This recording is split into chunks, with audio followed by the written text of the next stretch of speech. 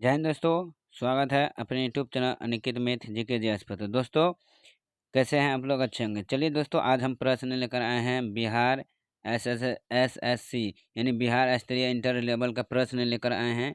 Science से संबंधित है, फर्स्ट डे है दोस्तों। यह साइंस डे फर्स्ट वन करवाएंगे, जो आज एजुकेशन पब्लिकेशन पर जो करवाया जाता है प्रश्न बिग बूस्टर ऐप का। तो वही प्रश्न लेकर हम आए हैं, जो एस के झा सर के द्वारा जो प्रश्न करवाए जाते हैं। तो दोस्तों, ये साइंस की क्लास है, फर्स्ट का प्रश्न फर्स्ट डे है। तो हम इसमें करवाएंगे यूनिट एंड डिसिमेशन। तो यूनिट एंड डिसिमेशन करवाएंगे, जो इकाई और आयाम का प्रश्न देखेंगे, जो इसमें हम करवाएंगे दोस्तों, यूनिट्स एंड डेसिमेशन। तो दोस्तों, आप लोग ये प्रश्न शुरू से अंत तक जरूर देखें, क्योंकि बिहार इंटर स्तरीय परीक्षा के लिए ये प्रश्न जितना इसमें करवाएंगे, ये काफ़ी मददगार रामबाण प्रश्न साबित होंगे दोस्तों, क्योंकि काफ़ी सेलेक्टेड प्रश्न लिए गए हैं, जो प्रत्येक ईयर से पूछे गए हैं। तो प्राइवेट ईयर से काफ़ी महत्वपूर्ण प्रश्न है दोस्तों, जो 2011 से 2022 के सभी निचोड़ प्रश्न दिए गए हैं दोस्तों। तो चलिए दोस्तों, हम बिना देरी के साथ अपने प्रश्न और बढ़ते हैं, क्योंकि ये साइंस डे हम लेकर आए हैं वन। ये फर्स्ट रोज है साइंस का। तो चलिए दोस्तों, बिना देरी के साथ क्वेश्चन को और बढ़ते हैं। तो आप लोग शुरू से अंत तक जरूर देखें, क्योंकि काफ़ी महत्वपूर्ण साइंस होती है। चलिए दोस्तों, फर्स्ट क्वेश्चन है कि दाब की SI इकाई क्या है? किसका?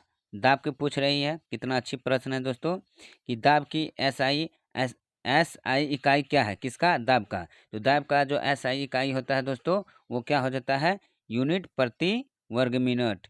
तो मीटर, सॉरी, यूनिट प्रति वर्ग मीटर होते हैं। किसका? दाब का SI मात्रक होता है। कौन चीज? यूनिट प्रति वर्ग metre. Option C is right answer हो जाएंगे। अगली प्रश्न की ओर चलते हैं। तो हम दोस्तों इसमें प्रैक्टिस सेट करवा रहे हैं, जो कि काफ़ी महत्वपूर्ण है प्रश्न।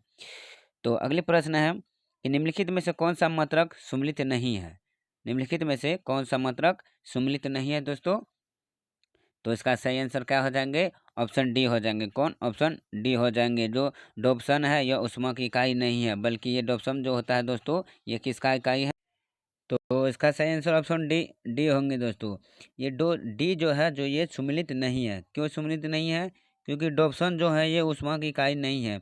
तो डोप्सम किसका मात्रक होता है? तो ये जो है ओजोन परत को, किसका? ओजोन परत की इकाई को इकाई इकाई को क्या करता है? मापता है, मापता है। जो ये डोप्सन का काम है, ये ओजोन परत की इकाई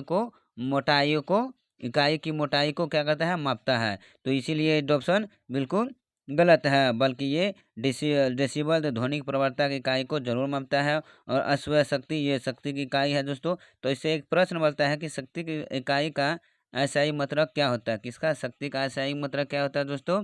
तो इसका क्या होता है? वाट होता है। कौन? वाट होता है। और ये समुद्री मील नौसह चालन में दूरी की इकाई, ये तो भी बिल्कुल सही है। लेकिन ये डोप्सन जो है, ये ओजोन परत की मोटाइयों को नपता है, इसलिए ये सुमेलित नहीं है। और ये उष्मा की SI मात्रक क्या होता है दोस्तों? तो इसका जूल होता है। कौन? जूल होता है। ये भी याद जरूर रखिएगा दोस्तों। इसमें जैसे हम प्रश्न करेंगे, सब टॉप लेवल का प्रश्न है, काफी महत्वपूर्ण है। अगली प्रश्न कि एक जो है एक एस्टोमोस्फियर होता है। तो कितना होता है दोस्तों? एक एस्टोमोस एस्टो सॉरी एक एटमोस्फियर होता है। तो कितना होता है? तो इसका सही आंसर क्या हो जाएंगे? Option A 1.10 Guna 10 10/5 PS। तो ये option A is right answer हो जाएंगे। अगली प्रश्न यहाँ पर सुमिलित करने वाला है दोस्तों। तो ये प्रश्न आप लोग बाद में भी मिला सकते हैं। तो जैसे दिया गया है, ये सुमिलित सूची 1 और सूची 2 के सम्मिलित करके नीचे दिए गए कूट के सही विकल्प को चुनना होगा। तो हमको सही विकल्प चुनना है। तो जैसे दिया गया है कि इसमें जो है भौतिक राशाई। तो भौतिक राशाई दोस्तों किससे है संबंधित? तो इसका सही आंसर क्या हो जाएंगे दोस्तों? ये हो जाएंगे कौन चीज? न्यूटन गुना सेकेंड। क्या? भौतिक रासायनिक क्रम क्या है? न्यूटन गुना सेकेंड। और इसमें है त्वरण, क्या है दोस्तों? तो त्वरण हो जाएंगे क्या? त्वरण हो जाएगा 1 2 3। तो तुरंत वो हो जाएंगे मीटर पर प्रति सेकेंड स्क्वायर। कौन? मीटर प्रति सेकेंड स्क्वायर। तो ऑप्शन मीटर, त्वरण का हो जाएगा मीटर प्रति सेकंड स्क्वायर। और ये बल्ब का कार्य क्या है दोस्तों, तो बल्ब का कार्य है क्या, मात्रक, क्या है, मात्रक। और कार्य का क्या है दोस्तों, कार्य का, तो इसका सही आंसर क्या हो जाएंगे,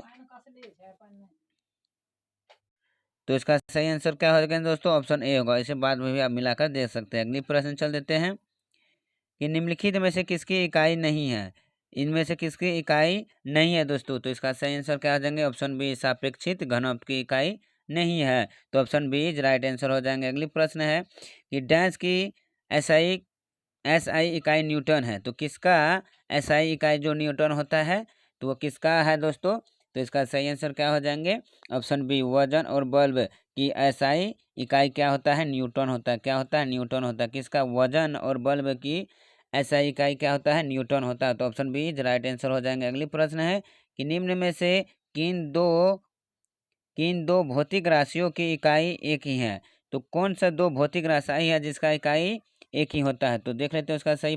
तो इसका सही आंसर हो जाएगा ऑप्शन बी, कौन, ऑप्शन बी बल्ब और उत्प्रेक्ष बल्ब का इकाई सेम होती है, option B is right answer. अगली है कि प्रतिरोधकता की एसआई इकाई है, तो प्रतिरोधकता की एसआई इकाई क्या है दोस्तों, प्रतिरोधकता की एसआई इकाई, तो इसका सही आंसर क्या हो जाएंगे, ऑप्शन ए हो जाएंगे, कौन, ऑप्शन ए जाएंगे ओ प्रति मीटर, तो option A is right answer. अगली है कि डैश एक पृथ्वी से लेकर सूर्य तक की अनुमानित दूरी की लंबाई की यूनिट यूनिट है, किसका, डैश पृथ्वी से लेकर सूर्य तक की अनुमानित दूरी की लंबाई की यूनिट है, तो किसका है दोस्तों, तो इसका सही आंसर क्या हो जाएंगे, ऑप्शन बी हो जाएंगे, कौन, ऑप्शन बी हो जाएंगे एस्ट्रोनॉमिकल यूनिट की, जो है पृथ्वी से लेकर सूर्य तक की अनुमानित दूरी की लंबाई की यूनिट है, किसका, option B is right answer. अगली प्रश्न है कि विस्थापन की एसआई इकाई क्या है, किसका दोस्तों, विस्थापन का पूछ रहा है कि एसआई इकाई क्या है, तो विस्थापन का जो एसआई इकाई होता है दोस्तों, तो ये हो जाता है कौन, मीटर, मीटर हो जाता है किसका, एसआई इकाई, विस्थापन की एसआई इकाई क्या हो जाता है, मीटर हो जाते हैं, option A is right answer. अगली है कि एक माइक्रोमीटर किसके बराबर होता है, एक माइक्रोमीटर किसके बराबर होता है, तो ये हो जाता है 10 -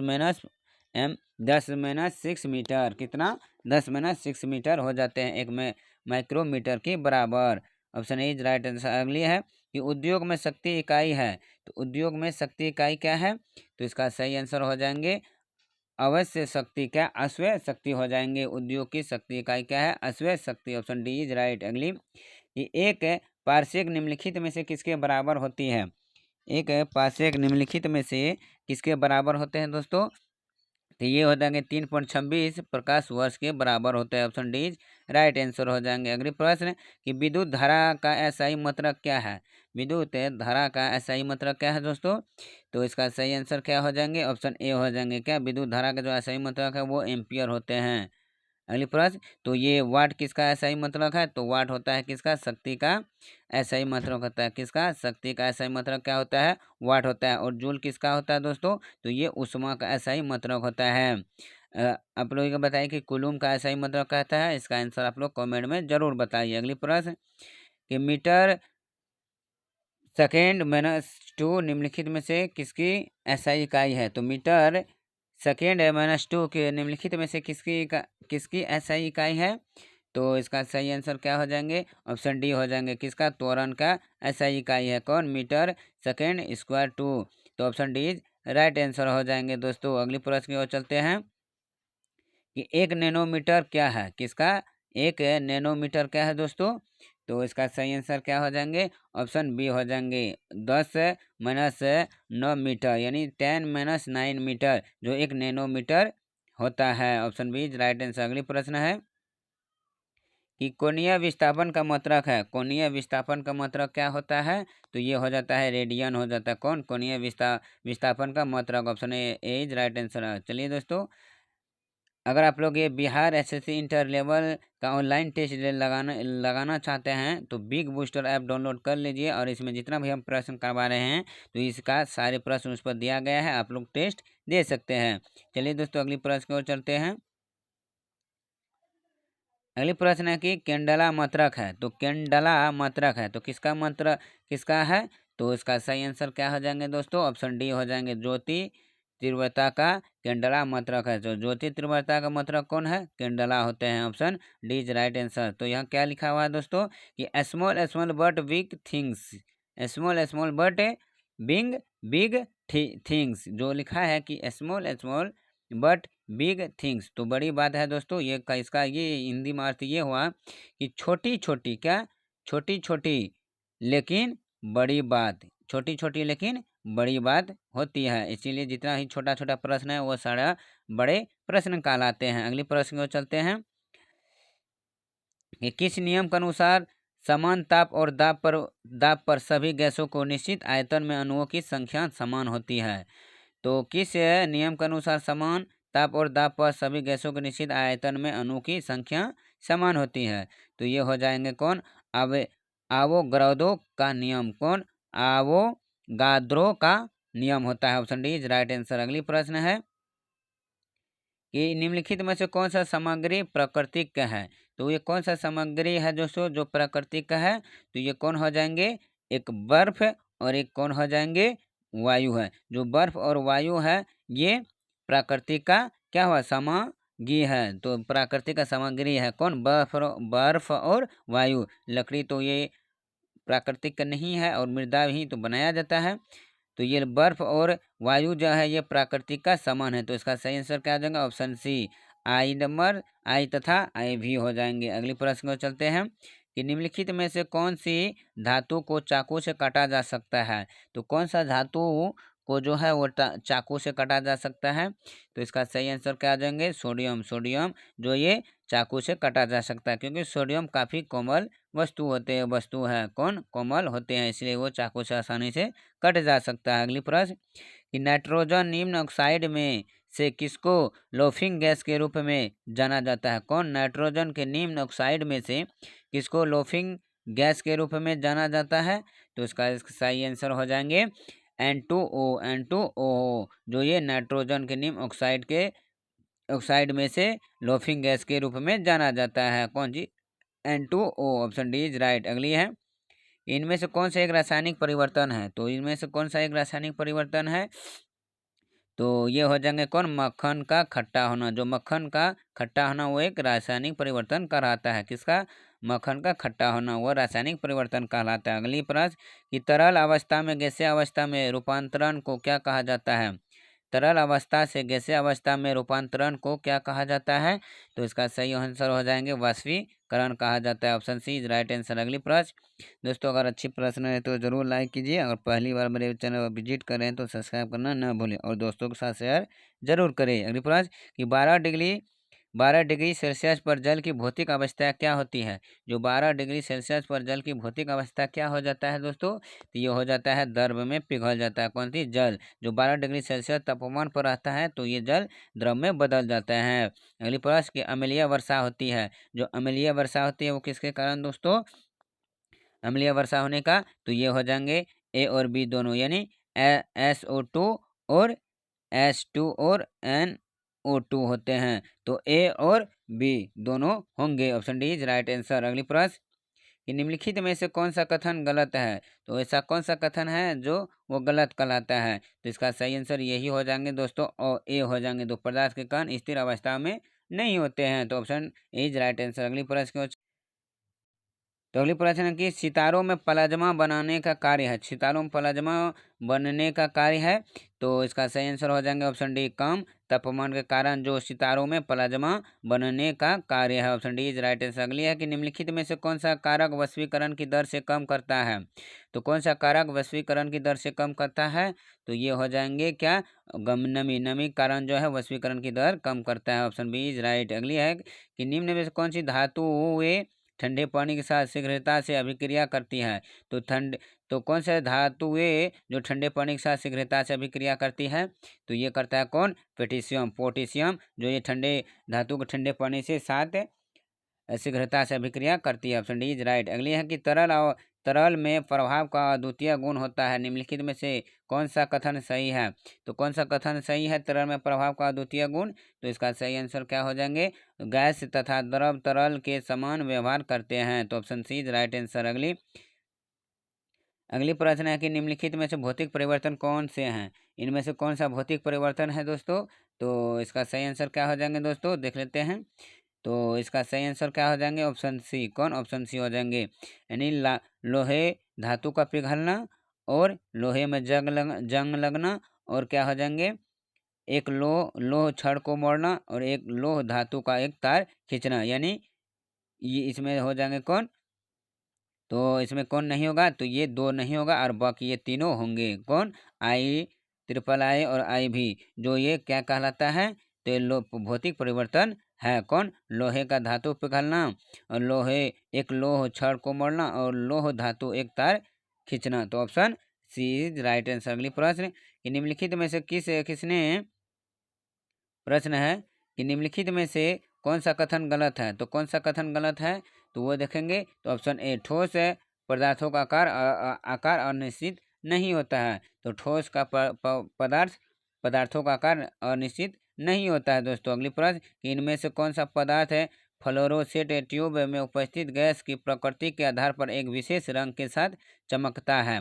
तो पदार्थ फ्लोरेसेंट ट्यूब में उपस्थित गैस की प्रकृति के आधार पर एक विशेष रंग के साथ चमकता है। तो वो कौन सा गैस है दोस्तों, तो वो देख लेते हैं। कौन, ऑप्शन ए, प्लाज्मा। प्लाज्मा का कारण जो एक विशेष रंग के साथ चमकता है। Option A is right. अगली प्रश्न अब है कि इंट्रोडक्शन, अपना परिचय दोस्तों काफ़ी महत्वपूर्ण है कि वैज्ञानिक के वर्गीकरण की मूल इकाई क्या है। तो वैज्ञानिक वर्गीकरण में वर्गीकरण की मूल इकाई क्या होता है।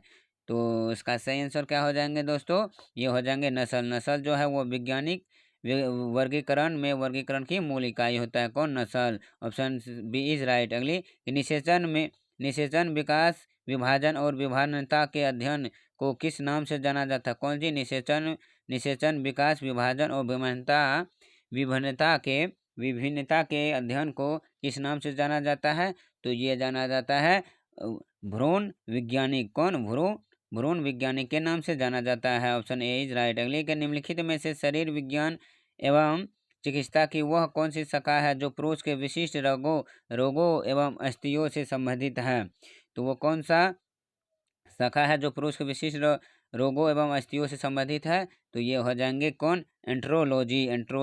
एंड्रोलॉजी है वो रोगों एवं स्थितियों से संबंधित है। Option A. अगली है कि सोरोलॉजी डैश का अध्ययन है। तो सोरोलॉजी किसका अध्ययन है, तो ये हो जाएंगे कौन, बी हो जाएंगे, छिपकली का अध्ययन है saurology. Option B is right. अगली कि हीमेटोलॉजी का अध्ययन संबंधित है। तो हीमेटोलॉजी का अध्ययन से संबंधित है, किससे संबंधित है, तो ये हो जाएंगे कौन, रक्त से संबंधित है, haematology. Option B is right answer. अगली है कि पेलियोटोलॉजी के अध्ययन से संबंधित है।